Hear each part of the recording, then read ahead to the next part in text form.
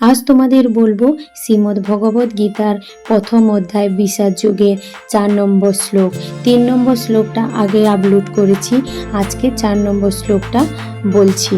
অনুবাদ হচ্ছে, এই সমস্ত সেনাদের মধ্যে ভীম ও অর্জুনের সমকক্ষ অনেক বীর ধনুর্ধারী রয়েছে এবং যুযুধান, বিরাট ও দ্রুপদের মতন মহাযোদ্ধা রয়েছে।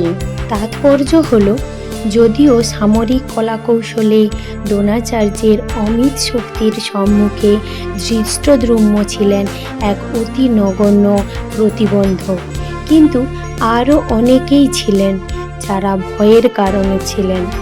দুর্যোধন তাদের দুরতিক্রম্য প্রতিবন্ধক বলে উল্লেখ করেছে, কারণ তারা সকলেই ছিলেন ভীম ও অর্জুনের মতো ভয়ঙ্কর।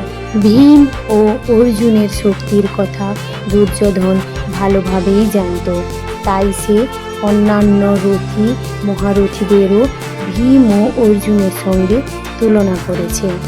আজ এই পর্যন্ত, পরের শ্লোকগুলো পরের ভিডিওতে আসবে, তাই প্রত্যেকটা শ্লোকের ভিডিও পেতে আমার চ্যানেলটাকে সাবস্ক্রাইব করবে। যারা ইউটিউব থেকে দেখছে, টাটা বাই বাই।